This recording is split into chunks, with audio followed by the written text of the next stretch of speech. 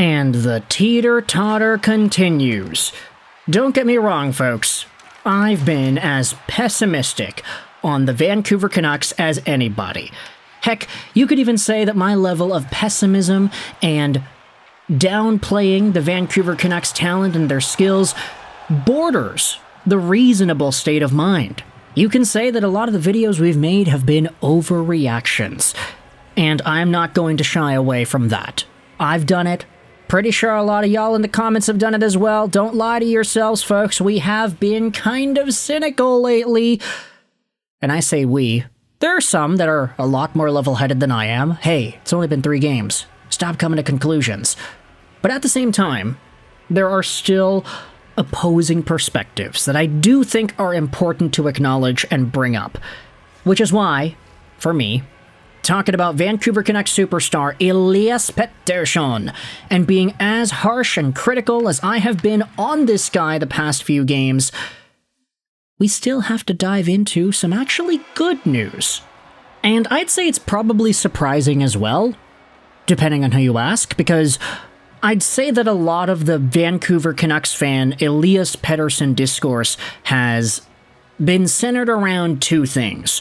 One is the points, and 2, it's the $11.6 million super stardom-like profile that you expect somebody who's making that amount of money to be able to provide.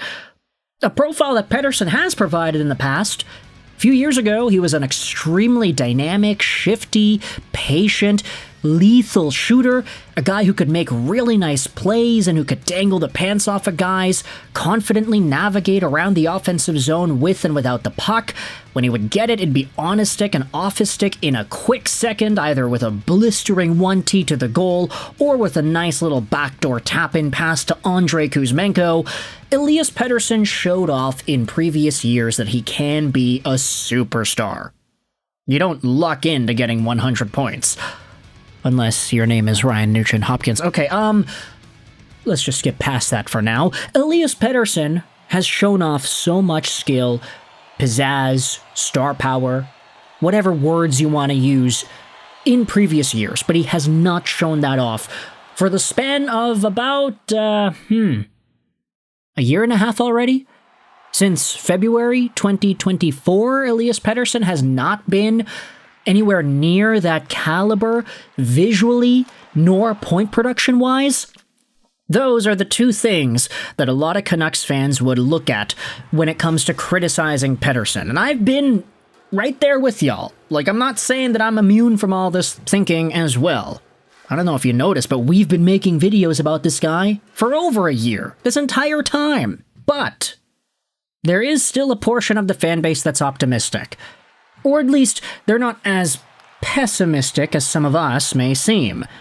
And I wanted to refer to a tweet posted by Chester Ming and the ensuing conversation afterwards that tries to paint this story together. Take a look at this tweet right here.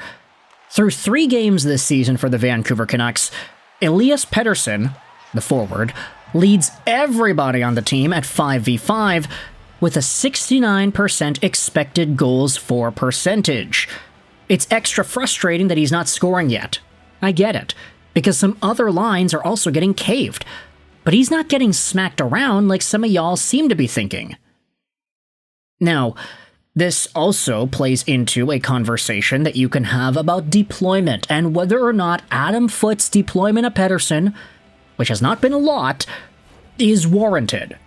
If you didn't catch it in the most recent game against the St. Louis Blues, Filipino, top center on the team technically by ice time, Elias Pettersson, the 6th most used top 6 forward on the team by ice time.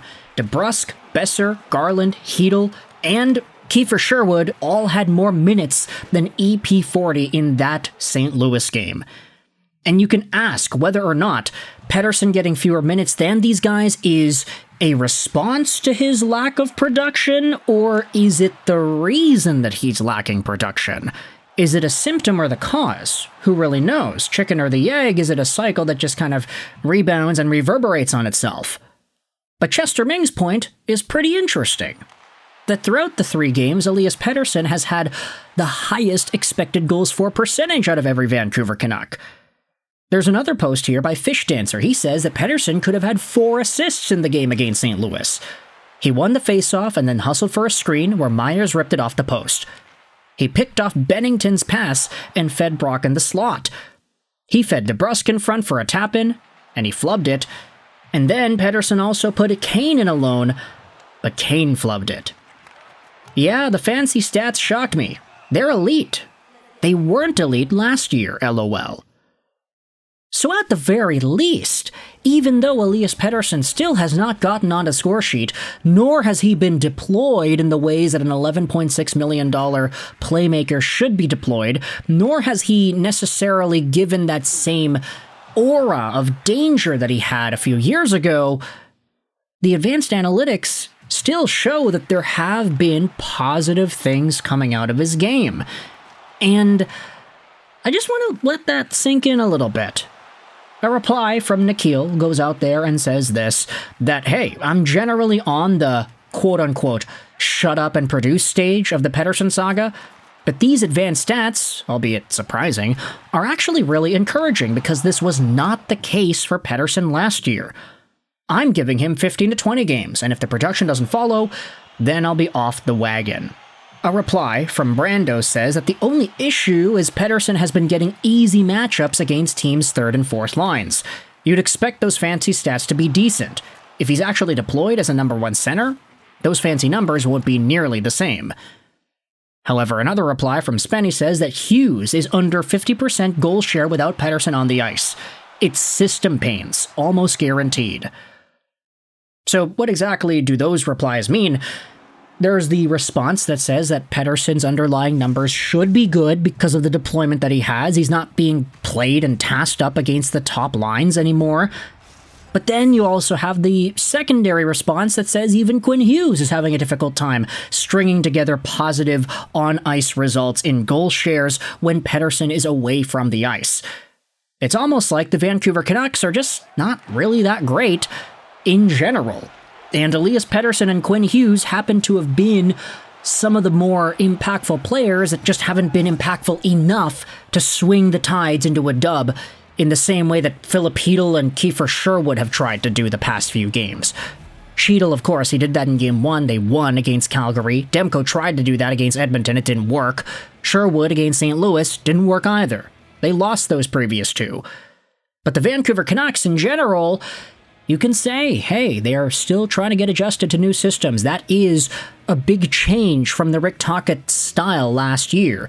Vancouver's more aggressive. They're trying to make more on-the-rush, on-the-fly, snazzy kind of plays, but they've just been pretty sloppy at setting them up. And for Elias Pettersson, when he's going out there and getting pretty nice shot assists and setting guys up out who don't end up scoring but who still have good opportunities, it does paint a lot more optimism than you would initially guess based off the way people like me are talking about this dude. At the end of the day, though, Elias Pettersson needs to produce. If he gets all the advanced stats and he has all the shot assists and high danger scoring chances in the world, that's fine, but they have to go in.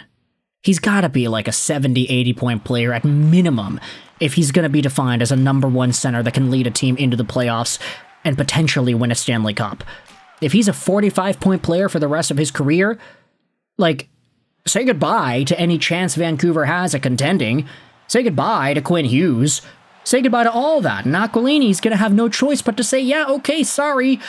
Like, we tried to make the playoffs every year. It didn't work.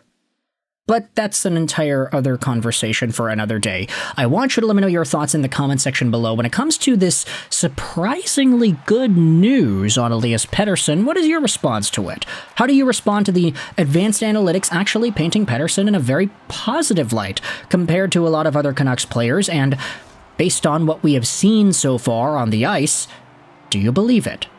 Leave a like if you enjoyed this video, comments help out with the algorithm. I hope you enjoyed this video. And bye.